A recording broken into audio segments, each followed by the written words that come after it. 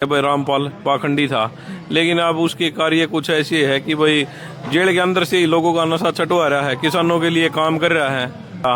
हम तो कहीं जाते नहीं, आप लोग ही तो आ गए, ये हाथ दिखाते हो, बाबा हाथ देख के बताइए, बाबा माथा देख के बताइए।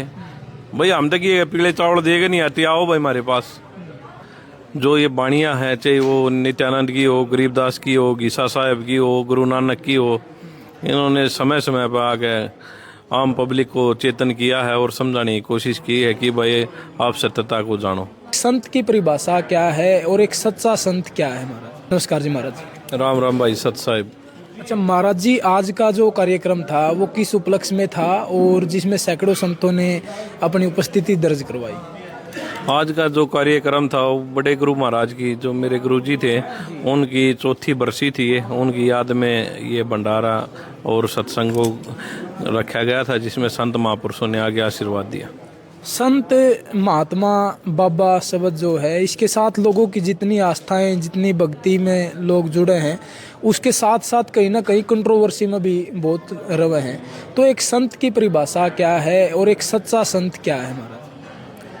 देखो भाई, सच्चे संतों की हम वाणी का सुमरण किया हमने, तो साक्षात तो कोई इस लायक दिखाई नहीं दिया। हाँ, वाणी के माध्यम से महापुरुषों ने यही है कि जीवन को अच्छा बनाने की प्रेरणा दी है और सत्यता का प्रतीक बताया गया है। तो जो ये वाणियाँ हैं, चाहे वो नित्यानंद की हो, गरीबदास की हो, गीसा साहब की हो, गुरु नानक की हो, इन्होंने समय समय पर आके आम पब्लिक को चेतन किया है और समझाने की कोशिश की है कि भाई आप सत्यता को जानो। आपका जन्म छारा गांव में हुआ, झज्जर डिस्ट्रिक्ट का गांव है। पहलवानी आप कर रहे थे, लेकिन अचानक से भगवा धारण करा, अचानक से संत महात्मा बने। ये कैसे हुआ और क्या अब अपना दायित्व समाज के लिए समझ रहे? देखो, एक हरियाणा में कहा होता है, पहले बनती है तकदीरें, फिर बनता है शरीर। और कोई राजा, और कोई भिखारी, और कोई साधु संत फकीर। शायद परमपिता परमात्मा की कोई सेवा करी होगी, जिसके कारण इस जन्म में फिर दोबारा ये मौका मिला संतों के बीच में आने का। एक संत के समाज के लिए क्या क्या दायित्व हैं, क्या क्या कर्तव्य एक संत के हैं, या एक संत जो है समाज में क्या बदलाव ला सकता है और एक संत ने समाज के लिए क्या अपना योगदान निभाना चाहिए? भारत देश देखो ऋषि मुनियों की भूमि बताया है, तो निरंतर समय पर अपने संत आते रहे हैं।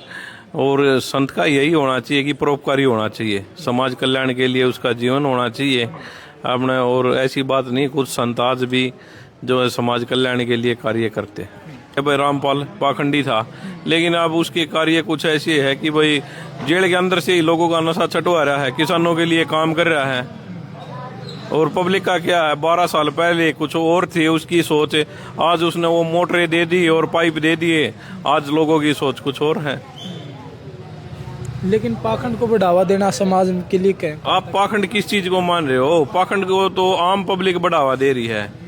अब हमने घर छोड़ दिया, हम तो कहीं जाते नहीं, आप लोग ही तो आ गए, ये हाथ दिखाते हो, बाबा हाथ देख के बताइए, बाबा माथा देख के बताइए।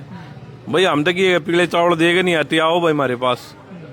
आप लोग किसी से माया मांगते नहीं, आप लोग आगे कोई 500 दे, कोई 1000 दे है, तो उस चीज को प्रमोट तो आप लोग कर रहे हो ना, जो आम पब्लिक है।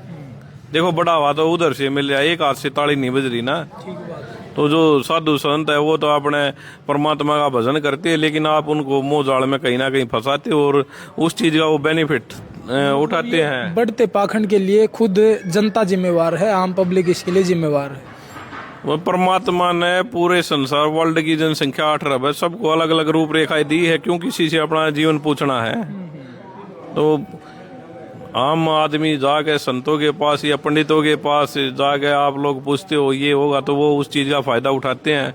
मैं तो ये भी नहीं कहूँगा कि वो एक तरफा काम कर रहे हैं, एक तरफ से आप उनको बढ़ावा दे रहे हैं, उस चीज का वो फायदा ले रहे हैं।